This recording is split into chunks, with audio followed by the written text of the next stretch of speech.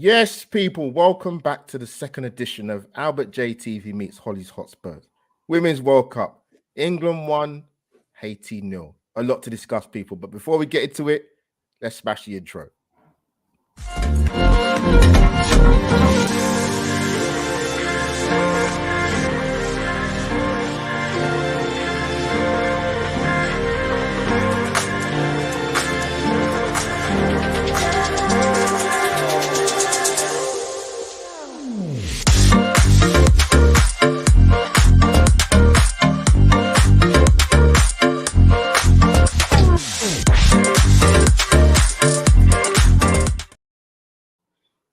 And there we have it, people. A lively intro to talk about England's first group game. Sorry, shall I say second group game, first group game? Yes, England get off the mark with the very tough opening fixture against Haiti. I don't think many people saw this coming, but listen, this is tournament football, people. This was what happens. But as you know, people, this is going live on mine and Hollie's Hotspurs' channel. So smash the like on my channel and her channel. Hollie, welcome again as we collab again for this amazing tournament. Managed to rewatch and watch the game. A lot to talk about, man. A lot to talk about. So how are you firstly? And yeah, welcome to collabing again. Yeah, no, I'm all right. Like I say, it wasn't a game that I intended it to go the way it did. But 3 points are 3 points. But no, I'm well. How are you, Albert? I'm not bad, Hollie. I've actually managed to watch a game live because of the time difference in Australia and England, but it is what it is. But no, I'm pleased with what I've seen so far. I've seen highlights of a lot of other games, but the main one was the Lionesses, to follow that and watch that back. So lots to talk about. Oh yeah, big up to your little vlog actually for the kids. Very amusing actually. Yeah, it was until it started to rain, and then we had to like run in at like 90 miles an hour, so we didn't miss anything. So yeah, that was interesting. Right. Well, Hollie, this will teach you for future reference. Check the weather report. Stop checking the menu for Weatherspoons. Check the weather report. Right? I was like, but we won the Euros in the Agombar, so I was like, through wet rain and hail, we'll sit outside. Yeah, I'm not doing that again.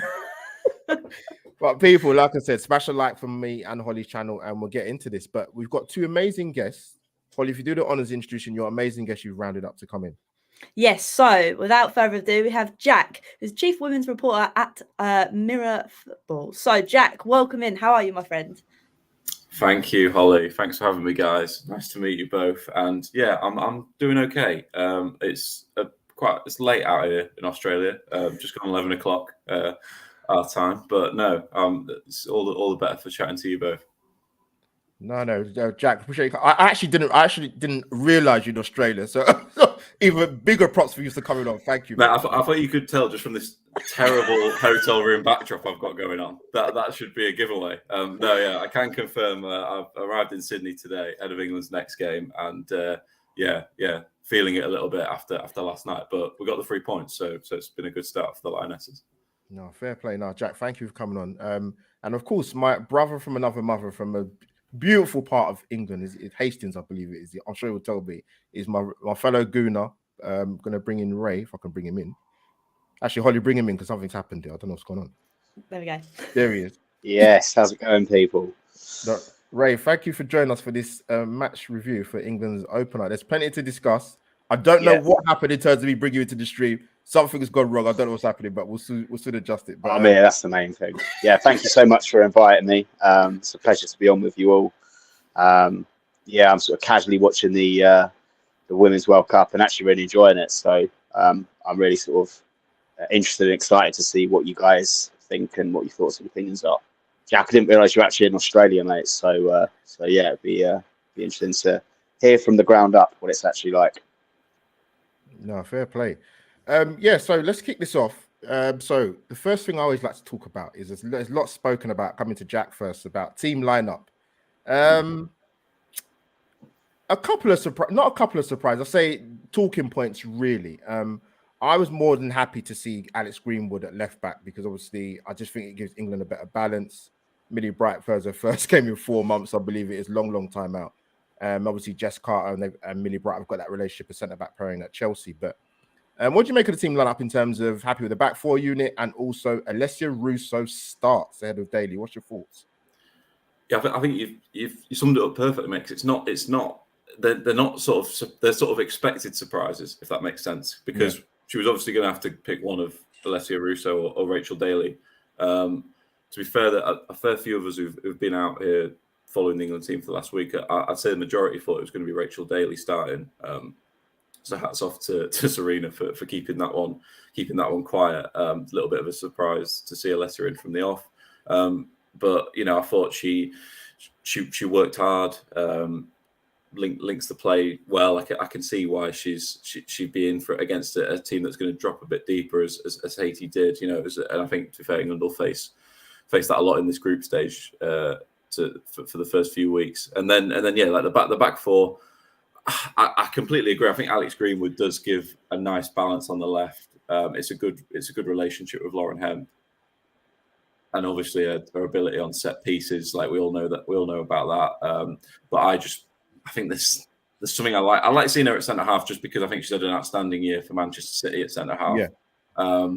She also played quite well though, and she had to drop in against Brazil in the finalissima back in April at Wembley.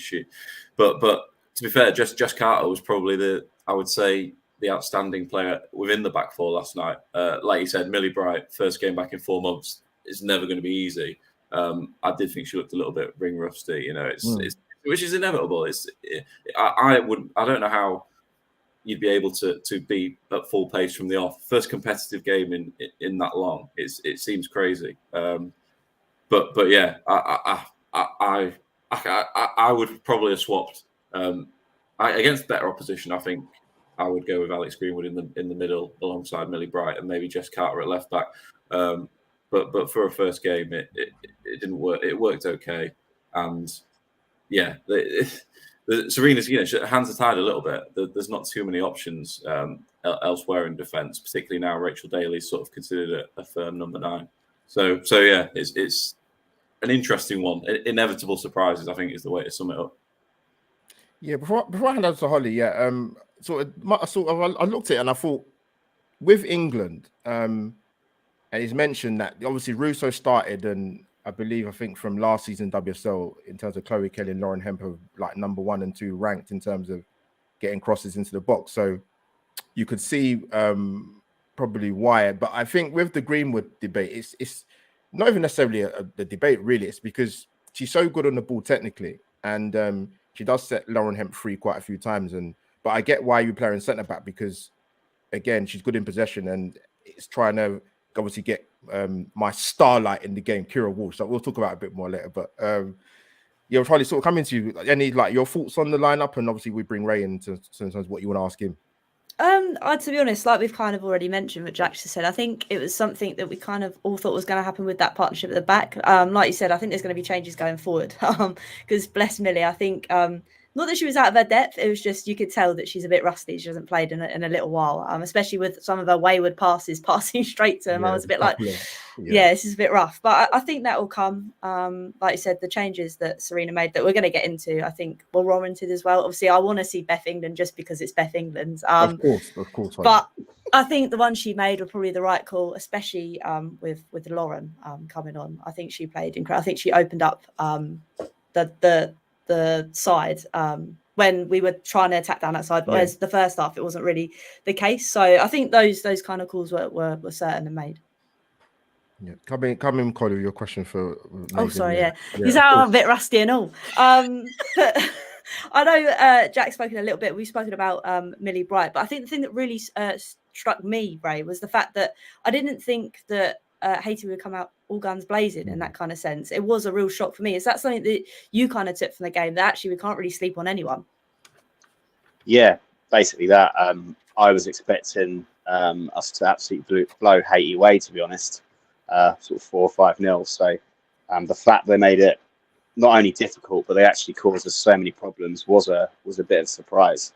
Again, I'm not too familiar with Haiti's players. I know they've got that young girl up front who's just moved to Lyon, I believe. Melchi Demona, yeah. That's the one, yeah. And she looked really good actually.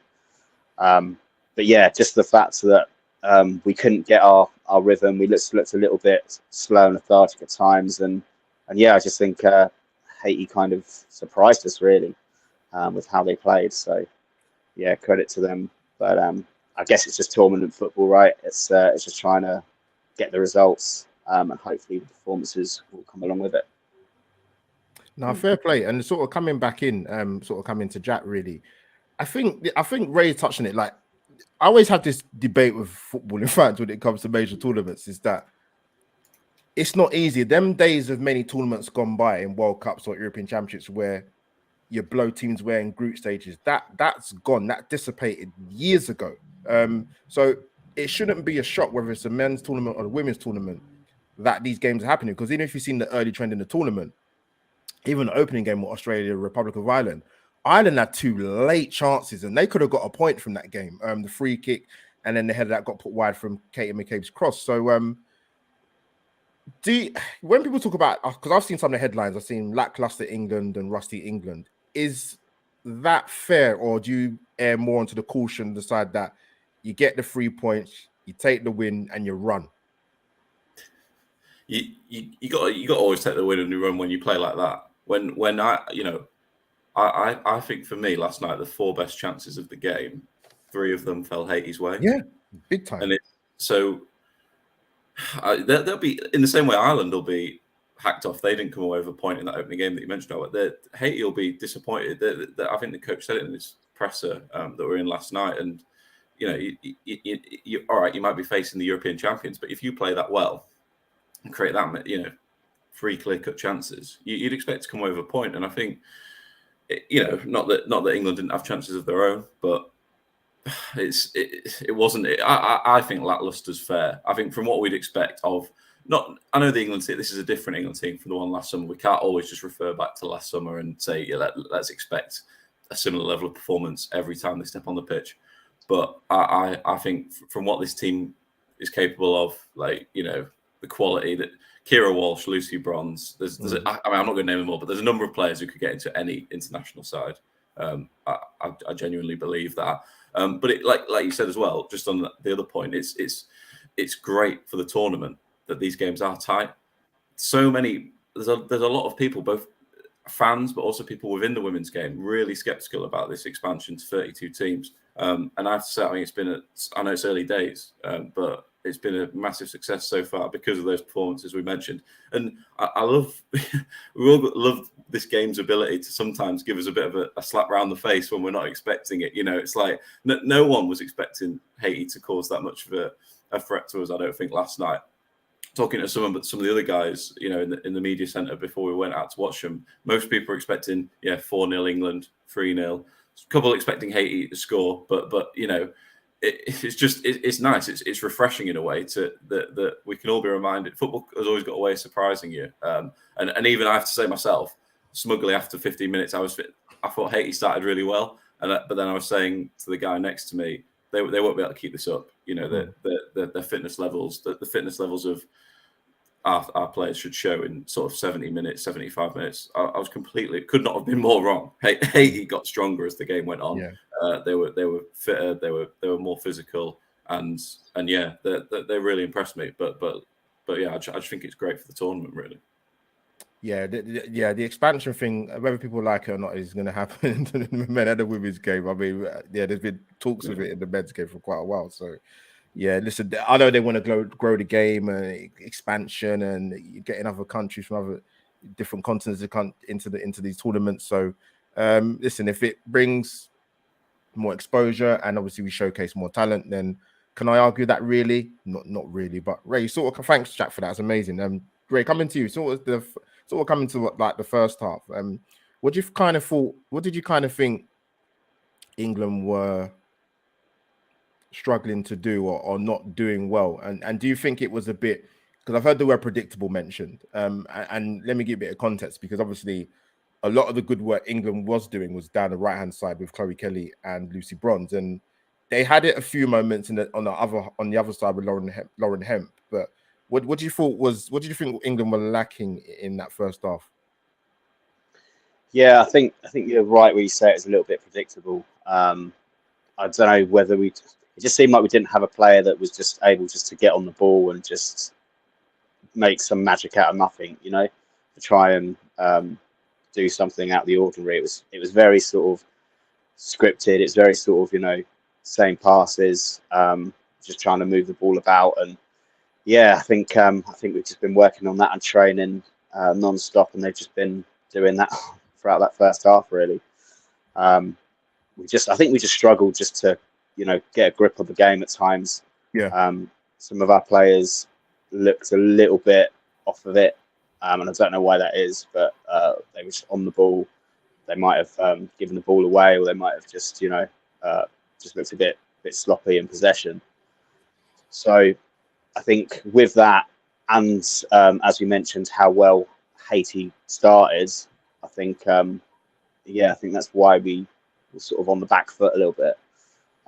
Even the goal we scored, we had to go again, didn't we? Because of the retake, and that was sort of painful. But yeah, I just think that the players just needed just to do something a bit different, just to make something happen.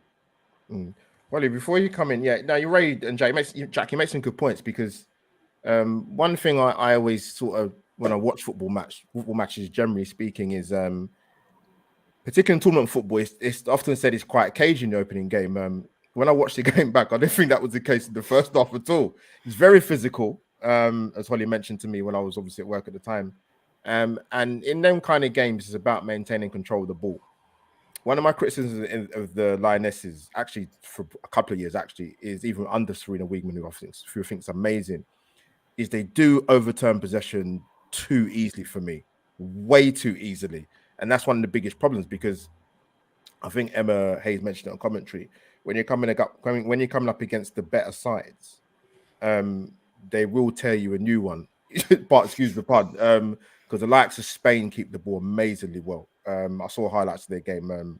Bon Mati, that I could talk about all day. But that's one thing England are going to have to do. But and to be honest as well, Hollie, before I come to you, just move the ball a little bit quicker. Speed, when they did have certain patches of play, it was really, really good, particularly in the wide areas, because that was obviously a game plan. But Hollie, come in, sorry.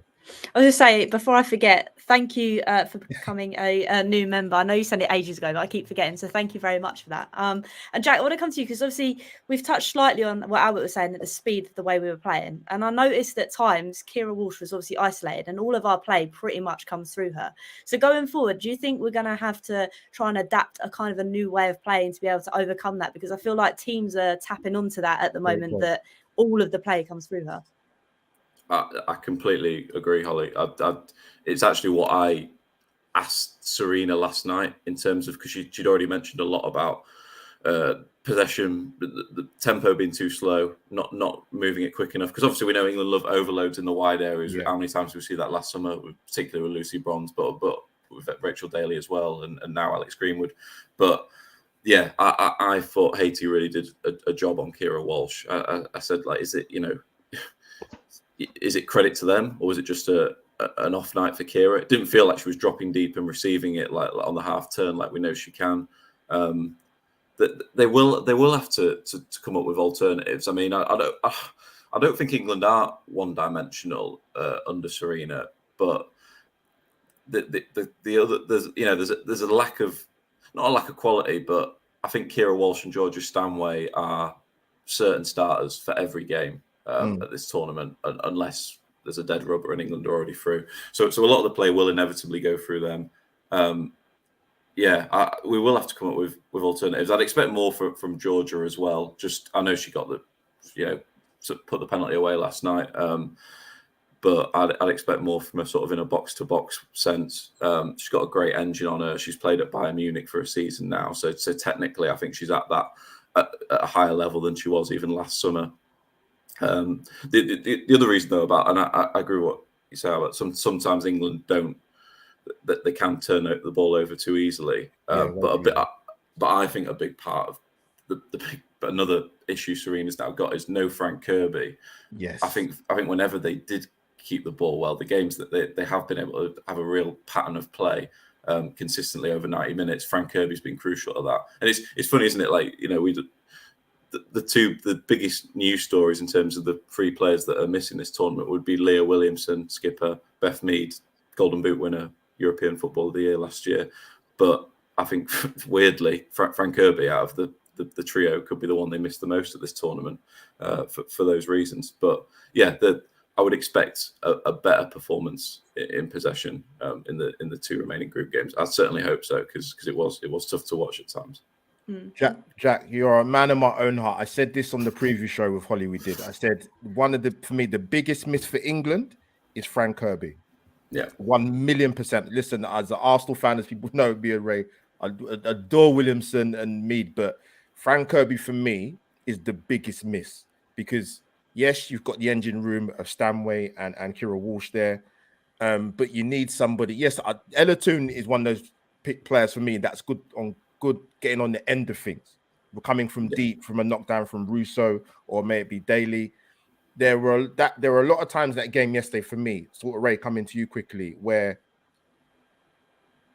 I don't remember a lot of the time. I've got to be honest with you, I don't really remember Ella Toone touching the ball. Actually, I don't remember Kira Walsh touching the ball that much. I brought up the heat map. Kira Walsh is brilliant, but centrally we've got to play a bit better. But yeah, I think sort of coming on to you, I don't know how much you've seen of Lauren James or the hype around her, but when she come on, you did see a massive difference of what she can do if you play her in that pocket space in the 10 role. What did you make of her performance when she came on and sort of England as they grew on in the game?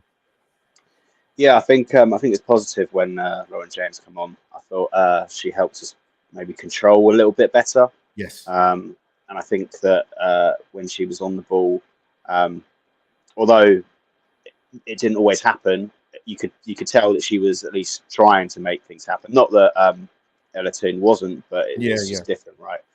So yeah, I think when she come on, I think she just sort of gave us that sort of energy as well. I thought she's quite a physical player as well, isn't she, compared to Ella Toone? So yeah, I think she's a good player, and I think she's a player that should probably start in the next game, in my opinion. Just because of what she can give us. I think she was a real positive when she did come on. Right, Hollie, before I come to you, so a quick shout out to my obviously there's other allegiances for me in this tournament for obvious reasons, with Nigeria getting a 0-0 against I forgot who we played now. Of course, oh god, this is Canada, yes, get Olympic champion. Amazing penalty save. We're still in it. We got an amazing striker up front in Oshosholo who will certainly get us hopefully through to the knockout stages. But shout out to her, and obviously as well. So Jack, coming to you before I come to Hollie quickly, because I know she's going to come in with another question. Do you think it's quite smart? I was thinking about it just after the game. Lauren James obviously had a serious injury. That's why she missed the Euros. She's had a good full season behind her belt, obviously at Chelsea. I think she's only 21, right? So I can actually kind of get it in the sense of maybe why she didn't start.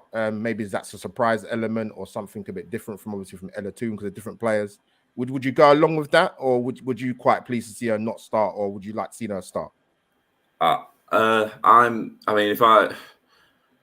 sort of swaying. It's a difficult one, but I'm leaning towards the happy to see her coming off the bench at this stage. I have to say, maybe that's something I don't know. There's something about introducing a wonder kid type player. Not that we know about her now, but in a tournament setting, I like the idea of someone like Michael Owen at France '98 coming through. Slowly, like there's this clamour for them to be involved, and then they just burst onto the scene later on in the group. Maybe that'll happen with Lauren James. I don't know. I think the issue Serena's got is, and I think she hasn't said this publicly, but I fear she might have worked it out. Is I'm not sure Lauren James. You can have Lauren James and Lauren Hemp on the flanks at the same time, because I think there might be. I just think there's too much imbalance in terms of cover for the fullbacks at that point. You've also got Lucy Bronze, who likes to almost play, spends more of her time in the opponent's half than her own, which is she's got the ability to do it. So it's not a criticism, but I think maybe Lauren James in that 10 role further on down the line in this tournament, I would love to see. But that's no slight on Ella Toone. I think as you've touched on, as we've said already, Ella Toone's a different sort of player from Frank Kirby.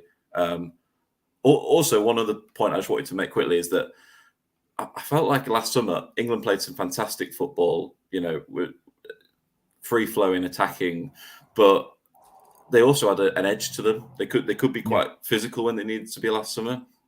And I know Haiti were, like I've already said, were brilliant in terms of their physicality and the way they moved about the pitch last night. But I think England could do with someone with the strength and speed of Lauren James would make a difference. She did make an impact when she came on. She slowed the ball down. England suddenly were able to hold on to possession a bit better. And I just think we need to, if we're in a stage where we need some more physicality and more strength on the pitch, you'd have to turn towards her, I think. Oh, good shout. Hollie, coming on. I was going to say, because we're talking slightly about players that have made an impact in that game. And obviously, there's two players I want to talk about. Ray, I'm going to come to you first. And I want to talk about, obviously, Stanway, because we've touched on her a little bit. But that is now, bar the one that she had to retake, that is now 8 penalties, obviously, in a row for them. So with that, we talk about how in the game, okay, sometimes we weren't clinical enough. But at least we were clinical with that penalty, weren't we? Yeah, second time lucky. I think it's just me. I do feel a bit sorry for the goalkeeper, because it was a brilliant save. It was a good save. But yeah, she was just off her line, wasn't she? But yeah, you have to credit Stanway for actually getting up and taking it again, being able to put it the same way and burying it this time. So that takes a lot of guts. So fair play for her for doing that. And as you guys mentioned, I think she's so important to how we create and how we're going to score goals in this tournament. She's in that midfield position, and as you mentioned with Kira Walsh in there controlling things, we need a Georgia Stanway to be absolutely 100% at it, in my opinion, if we're going to progress through this tournament and hopefully win it. 100%. And I think that was the thing. We had quite a few chances yesterday. I know Haiti had a lot more because of how quick they were at counter-attacking. But if we were just a little bit more clinical in those areas, we probably could have been okay in that kind of sense. But another player I want to talk about, Jack, and I'll come to you for this one, is Mary Earps. Because my words, the save she made yesterday was incredible. And I know that Haiti obviously also had one with, like Ray said, managing to save the first penalty. And that was massive for them. But she kept us in that game through and through with her saves. Oh yeah, I mean, that's a cliche, isn't it? But it's like, what price can you put on a good goalkeeper? Particularly, like I say, like tournament football, it's based on just getting clean sheets. Just shut out. Have the confidence that you're going to shut teams out. And when you got Mary Earps in that kind of form, it must give a lot of confidence to, particularly to, like we've said, an England back four that won't have played much together because of the changes. So yeah, she just seems to ooze confidence, which sounds strange for a goalkeeper. I mean, even I noticed last night, and at times the stadium was a little, the atmosphere went up and down. At times you could still hear her communicating from, like, players are up on the halfway line. You can still hear her talking. She seems like a real leader in this team as well. And yeah, I mean, it doesn't bear thinking about what would happen if she was unavailable for any reason. I think for England, I think that would probably be the biggest drop off in quality, maybe if she was out of the team. And yeah, the reason England are sitting with 3 points is I think that on Mary Earps. And yeah, probably like we've said, I know there was Dumone who really impressed for Haiti, but probably outside of her, the next best two players on the pitch were the two goalkeepers, really. Yeah, 100%. No, and that's the thing. I think with Mary, she brings that aura, like you said. She is the one that's kind of leading that line, especially where we've lost. There she is. Especially where we've lost Leah as well. And I know Millie Bright's come into the team to try and command things, but she's been out for a while. So having Mary being able to be that commanding is incredible. And Albert, I want to see what your thoughts were, obviously, on Mary yesterday, like kind of adding on to what Jack said. Hollie, for speaking to me, I absolutely love this woman. She's actually probably one of the England players. There's a few, but she's definitely in the top three. I would love to meet. I don't know. I'd just bring her, just hug her. I just love her. Just charisma personified. Fantastic goalkeeper. She speaks so highly through the Wiegman. Very, very highly. She had to change her career. Yeah, you know what? The thing with position with goalkeepers, we know this all well as football fans, and Jack, the job you do is there could be a game you're not doing anything for 80 minutes. But there's got to be one moment where you've got to be switched on. And she was, because that came from, actually, if you look at both chances in the first half, I know she didn't actually save it. It went wide. A defensive mix-up between, I think, was it Bronze and Millie Bright going for the same ball. You just don't do that. They're experienced enough in terms of playing for England. And obviously, the chance that where Miriam Earps actually saved it. You got both the centre back and the both centre backs going sort of for the same ball, but yeah, she's going to be integral for England in this tournament. I probably don't think the other goalkeepers have got a look in. They're good goalkeepers, by the way, Roebuck and Hampton, but I just Mary is just she's got better. We was there for the finalissima game.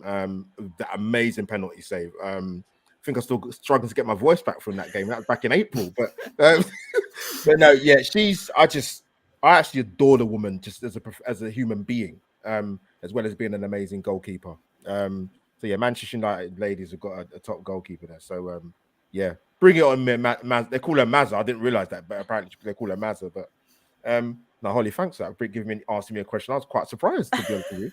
I know you're my co-host, but yeah, no, you kind of led me on to the next one I want to ask the guys. I think yesterday I've not seen the result, but in terms of before I come to that, I personally thought England were better in the second half. Jack mentioned like Haiti did sort of tire. I thought Russo came into the game a little bit more. Sorry, Ray, we're gonna go see you next season, mate. Don't worry, man. We're gonna see our Lessie. You're right, they renamed her Lessie. But yeah, she got better. She created a couple opportunities. This time I'm here for it. Russo, Daly, they're both amazing goal scorers, offer different attributes. I thought England were better in the second half. Again, as you mentioned, it's a little bit more control. Chloe Kelly did put in some fantastic crosses, by the way, from her side, particularly in the second half, like right on the money. But in terms of they have the thing on Twitter, Jack. You've probably seen this in terms of like the player of the match. I think the 4 nominees is Greenwood. It was who are the other ones now? Greenwood, Stanway. I can't remember the other 2 now. But I actually thought my player of the match, I'll be honest with you, Mary Earps obviously is one of them. I can't remember the other person. Yeah. It will come to me. But I personally, I see a lot of things flying around on Twitter, but my actually player of the match for me was Alex Greenwood. I thought she was excellent. I don't think she did anything wrong defensively. She gives England balance on that left-hand side. Holly knows I love Alex Greenwood as well, man. Fantastic player. Can play left back and centre back, obviously, as we know. But in terms of player of the match, Jack, if I was to push you on it, and obviously you haven't even mentioned Jess Carter, and she was even part of the nominations for the player of the match, by the way. What was your sort of thoughts on that? I mean, I don't want to give a boring answer, but I think if you're a goalkeeper, it's not ideal, is it? But if you're a goalkeeper and you make 2 match-winning saves, in my opinion, in the second half, like Mary Earps did, then I think it's absolute pasta. But let's go more interesting. If it was restricted to outfield players, I would agree. I think it's a toss-up between probably Chloe Kelly or Alex Greenwood. I know, Chloe Kelly's end product sometimes gets a little bit, it ebbs and flows. There's a little bit of criticism comes her way. But what I liked about her last night was always willing to get on the ball. It felt like in a game where you already spoken about Ella Toon, perhaps I'm missing for periods of it. Chloe Kelly was constantly showing down the right hand side, and also when she swapped with Lauren Hemp at the start of the second half. Yes, always willing to get on the ball and just gave England great energy. And I just think there's a better balance with Chloe in the side when she's not in the side. Alex Greenwood, though, I again wouldn't disagree with her. She was certainly, I think, the most solid performer out of the back 4. Oh, fair play. Let me come to Ray. It just literally hit me, Ray, to ask you this question. Because I've noticed it because they mentioned it yesterday. Because obviously before coming into the game against Haiti, obviously England had scored in the last 3 games, but they actually haven't scored in open play. I think it's for 337 minutes, I believe it is. Wow. Which is even if you didn't even include the injuries, they still got enough players in there to score goals. Rachel Daly scored, I think, 21, 22 goals last season for Villa, and they're not a prominent top 5 side in the WSL. I think she outscored. I think both England and Daly outscored Russo, but England not scored an open play for 337 minutes. It's not that they wasn't trying. I mean, I'll bring up the stats anyway. But what do you think England done better in the second half, taking into account probably Haiti got a bit tired? Yeah, I just think we control things a lot better. We were able to sort of get on the ball a bit more, as you mentioned. Haiti probably did tire a little bit. That's something we do have in our favour. We've got a lot of strength and depth, right? In a lot of positions in the team. So yeah, I think we've done quite well in that respect. There was times where we just kind of had to manage the game, and then obviously our goalkeeper Mary Earps did save him a couple of times as well. So yeah, I think looking at that, it does look like absolute dominance, doesn't it, in the game? And actually, weirdly, watching it, I don't know if that sort of reflects of those statistics, but yeah, it was one of those where I just think it was just first game in the tournament. I think we sort of knew by then it wasn't going to be a whitewash, was it? It wasn't going to steamroll them, so we just had to play our stuff and manage the game as best we could. And yeah, thankfully we got over the line. No, fair play. Yeah, it's I thought England were they better in the second half than the first half? For me personally, yes. There's a number of different contributing factors to that. It'd have been nice to see them get the second goal and probably relax a little bit more. And maybe Serena might have made a few more changes. She might have brought on Katie Robinson as well, or might have brought in Daly a little bit earlier. But yeah, Rachel Daly's a threat, man. Trust me. She's very, very experienced and playing a number of different positions. But yeah, like I said, England opening group games of a tournament. I don't know too many through my entire lifetime, as Hollie knows, 21 plus a bit of VAT I am, where opening games have been thrilling or exciting or end to end. It very rarely happens in tournament football, particularly if you're one of the favourites to win the tournament along with the sort of the USA. So Hollie, come in quickly. No, it's interesting you say that, Albert, because obviously, like we kind of said, this year, like Jack said, the whole tournament itself seems like the scorelines are a little bit closer, which being a women's fan, you kind of want that to be the case. You want the games to be where it could go either way. And obviously that is quite stressful because being Spurs, I don't want England to be stressful. But sadly, yesterday was quite stressful. But Jack, saying that, like we've touched on how that game went. I kind of want to move on to obviously the next group game that we have coming up. And obviously, as we know, this is, it's turning out to be quite a close group. So what does maybe Serena need to do to mix out? I mean, I know we've spoken about we need to give Keira Walsh the ball a bit more. She needs to find that space a bit more. But what do you think the changes might be, whether she's going to make those changes? This is the tricky part because as we know from last summer, she didn't change the starting 11 once. And not just that, I just think generally since she's come in as England manager, she likes a settled starting at 11 and not to mess too much, you know, and even in friendlies when they could make more substitutes, you know, it's almost limited at times. She's not always wanting to use it all and just change it for the sake of it. But having said that, I think that we could see potentially Rachel Daly in from the off because, well, it sounds obvious, but it's like, you know, we've not scored from open play, and what did we say? About 300 odd minutes, which is crazy. I mean, also on the stats that I've just looked at those possession stats last night. I don't think I've ever seen a team on 75% who I thought were as sloppy with the ball as England were, but still had 75% of possession. But anyway, I think I could see definitely Rachel Daly coming in against Denmark. I think it might help Alessia Russo to be not taken out the firing line because, you know, she's not going to be criticised from all angles. But Alessia Russo, to me, last night, she seemed like a player just a little bit too desperate to score, if that makes sense. Yeah, she was at times. There was a point in the second half. She was coming out on the left wing to try and go past players and try and. That's not. I don't think that's really her game. She's a great link player, but I don't want to see her there. I want to see her between the posts, you know, which is where I think Rachel Daly will be in that width of the penalty area. So I think it could help her if she has a game out. And like you said, and to be fair as well, Serena in a pre-match press conference name check Bethany England because I think a lot of people have not forgotten about her, but sort of just assumed she's third choice. Unless there's injuries, she's unlikely to play, or England get through the group early. But actually, she's well in contention as well. It sounds like she's been training really well. So I think we could see a change up front, and possibly at the back four, maybe just to freshen things up there. Maybe Jess Carter might get taken out for a game. But yeah, the midfield I think is going to be the same for the time being.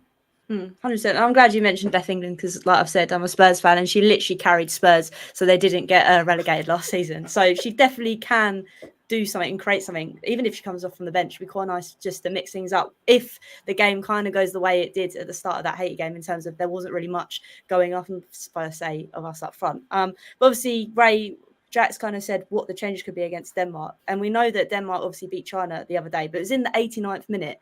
So that, again, it's going to be a very close game, I think. Yeah, very much so. I think it will be a similar game to the Haiti one, to be honest. It will be, we'll have to be very patient, I think, and we will need to really work our opportunities. Hopefully that's that they can learn from the game that they just played. And yeah, I think we need to do something a bit different. I do think maybe bringing Rachel Daly in would be a good shout. But yeah, I think we just need to just do something a bit different. And yeah, I think we probably have to be a bit patient for it. Definitely. I think that's the thing. Like, obviously they're ranked higher than Haiti, so on paper it should be a tougher game. But it seems like, Albert, I'll come to you for this question. Go on, Holly. It seems like that this tournament, like we said, it's these opening games. I think everybody's still trying to find their kind of feet, so to speak. Yeah, listen, case in point, if anybody watched the France Jamaica game today, France to me looked clueless in the first half. I get it. Jamaica set up in very, very well. They've got a lot of pace, they've got a lot of energy. They've got good legs in and around the team. Obviously, Bunny Shaw up front as well. But France, I mean, I've seen this guy coach everywhere. He's coached most of the African nations teams in terms of the men's tournament. Is it John Renard? Is it? I think his name is. I can't remember his name. He's gone out of my head. He's like a Bond villain. He looks like, to be honest. But yeah, he's quite new to the role, I believe. So with France, Holly, to be honest with you, with France in any sort of sporting atmosphere, either they're unbelievable or they're poor. There's no in between with France when it comes to any sporting thing. But you're right about sort of the tournament, and like I said, tournaments have changed over the years, man. Like you're not going and beating teams 5 and 6-0. And a lot of these teams in the opening group games are going to set up defensively, and they're going to be drilled well. They're going to be organized well, and it's for teams to learn to break them down and break down the low blocks. And you saw that. England will have it tough in the next game. Denmark are no mugs. You play any Scandinavian team in football, they make it very, very, very difficult. Like you said, they scraped the 1-0 win against China. I think they're ranked 13th in the FIFA rankings. I think they've got a couple of world-class. Pernille Harder, I think she's the Danish lady. She's been around for forever, to be honest. It's going to be tough for England, but listen, I think the better the quality of the opposition, I think England will rise to the top and play better than they did in the opening game. But like you said, they got the 3 points, which was the main thing. But so I wanted to come to Jack again, really just quickly, in terms of one of the other favourites of the tournament. Now, I saw the brief highlights of USA. What did you make of the opening game if you saw it, and what have you sort of made of them in the last sort of 12, 18 months? They got some good players, Jack. Obviously, Megan Rapinoe is still around. Alex Morgan. Sophia Smith's been amazing. Crystal Dunfield's actually been playing left back for about 100 years. I mean, like, the woman's still playing. I can't believe it. So what did you make of their opening game if you saw it, or what you've seen of them? Yeah, to be fair, I mean, I wasn't able to watch it live. I was traveling at the time. I saw the highlights, and I mean, it's to be fair, it's another example of, we probably thought Vietnam would be more of a pushover. A lot of people were worried about that game potentially running up to sort of pushing double figures again, which obviously completely wasn't the case. The US, listen, you can never. It's the Women's World Cup, and they've won half the tournaments that have been played. So you can never write off the USA. I do think there's not as much of a gap between them. Even if you have them as favourites, there's not as much of a gap as there was in 2015 and 2019. In 2019, I don't even think they had to play at their best to win the tournament. That's how good they were then. That's how much the game's changed the last 4 years. I think it's more of an open race this time, which is exciting. And I think the US will miss I mean, Mallory Swanson's a big miss, but Sophia Smith, obviously, I mean, it's like, I don't think there's ever been a player that's more perfectly teed up to have a breakout World Cup. Because anyone who's watched the American domestic league already knows she's a star, but so it's just on the international stage. If you've not heard of her before this tournament, you definitely, and there'll be a lot of casual women's fans who just watch England, and that will be the case, but they'll know about her at the end of this tournament. I think she's a pretty good bet for the Golden Boot, and the US are also in, I would say, the kind of half of the draw, which is a big benefit for them. So again, they'll go deep into the tournament as always. That they'll be a big threat, I think, to anyone else looking to win it. No, fair play. Listen, I appreciate that. I'm gonna fire in one more question before we let you guys go and have your Jack Sunday late night dinner, whatever you call it. That's it. My bed's calling, guys. No. We won't keep you long. But yeah, before we get into the last question, do a little intro to subscribe to Albert J TV and Hollie.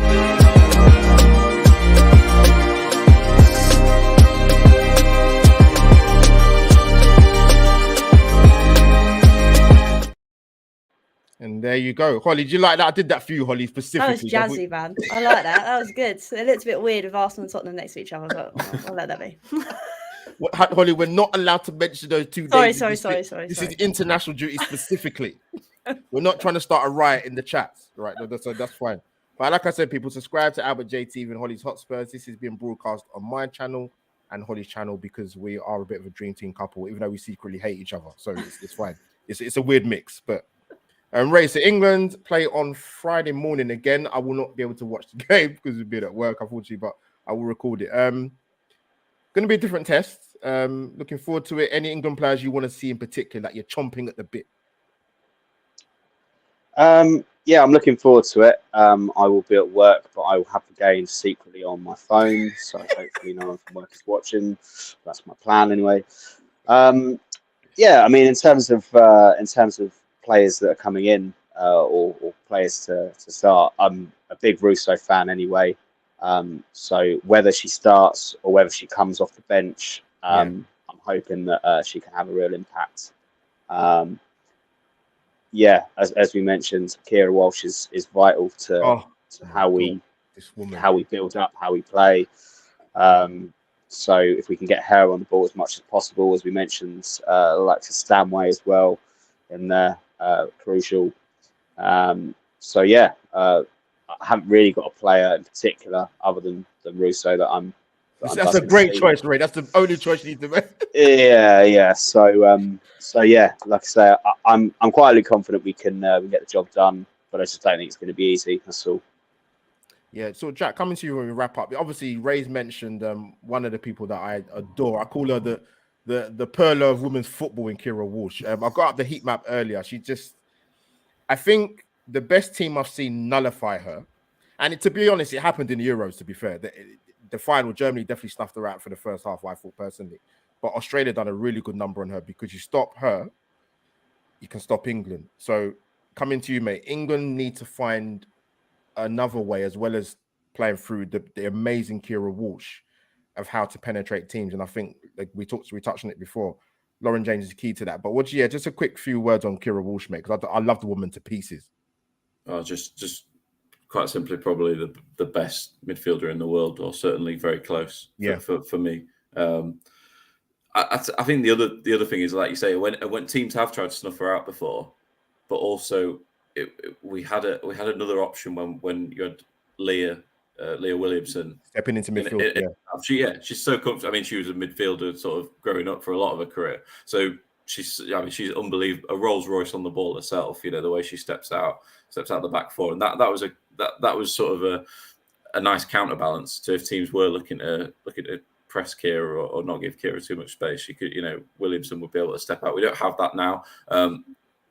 They've got to move the ball quicker, and if you do bypass midfield, as they were trying to at times last night, you just need to have that final bit of quality, which I'm sure will come. Like, having watched Chelsea a lot this season, or for many years, like Millie Bright's passing range is far better than it was like sort of 4 or 5 years ago when she was in at the last World Cup, and she's got that ability now to to find Lauren Hemp, to find Chloe Kelly. England just need to play, I think, a little bit quicker, higher tempo from the off. But also, like, the thing is, the England side are now in a great position, regardless of how you could question the performance last night. That they are 3 points, even a draw against Denmark, although they'll probably be, again, it will probably get a bit of a flat response, but that would put us in the perfect position to get through this group. And I always think one last thing to say is that tournament football, it's better to be coming out of the group, hitting your stride. You don't want to. There's no point hitting your stride the first game and then running out of gas round 16. Warming up slowly is actually the perfect thing to do. We saw it last summer. And I think, if hopefully they can get through, because if we move on to 6 points from 2 games, then the last game they can maybe be room for a bit more rotation, which would be good as well. Hopefully we see a quicker, a more aggressive, and a more ruthless England on Friday. Yeah, come on England. But that's great, Jack. Great answer. Yes, people. Like I said, smash the like button for me and Hollie's channel. Big ups to people in the chat for tuning in on this Sunday afternoon, before watching more Sunday movies on Channel 4, any other channel that you're watching, or football or cricket. That's not happening because of the weather. Don't get me started. I'm not happy. But no, I want to thank Ray and Jack. Ray, my bro, thank you for coming on, man. Tell the mates where they can find you. No, thank you for inviting me on. It's been a pleasure. I'm quite casual in terms of the women's game. Really starting to want to learn more about it. So the fact that I was on with you three, it's been really insightful. So thank you again. If anyone wants to follow me, my Twitter handle is Ray_Kasim. And if you want to follow me on Instagram as well, it's RayKasim92, I believe. So I'll just be at various football games or going up and down the coast on my bike. That's it, Ray. You tell him, mate. That's a great little intro there. And Jack, thank you. Obviously, I didn't realize you're in Australia at the moment, but you deserve some kit. Thank you for your amazing knowledge and insight, man. Tell the people where they can find you. Thank you. No worries, mate. Thanks for having me on. If anyone wants to follow me on Twitter, I'm at Jack Lacey Sport. Hopefully, I say hopefully. No, I will have some good updates from the England camp throughout the next few weeks, and however long they're at the tournament.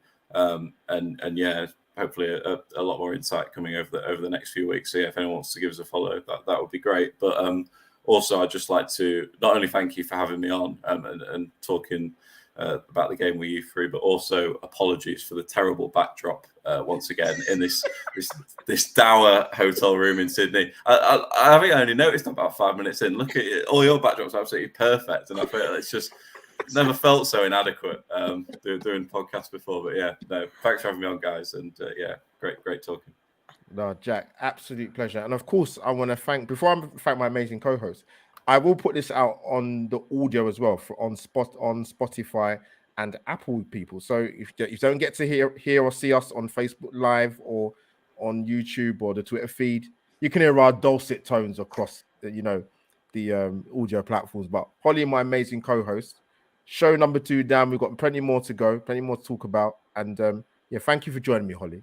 No, it was good. Like I say, it was nice to dissect everything. I should have mentioned that Jack was in Australia when I messaged you, but like everything, Albert, my brain's a sieve, so I forget everything. But no, it's been good. It's been good to talk England on here, and hopefully next week on Sunday we can talk about a win, another win, even, and another 3 points. So that'd be lovely.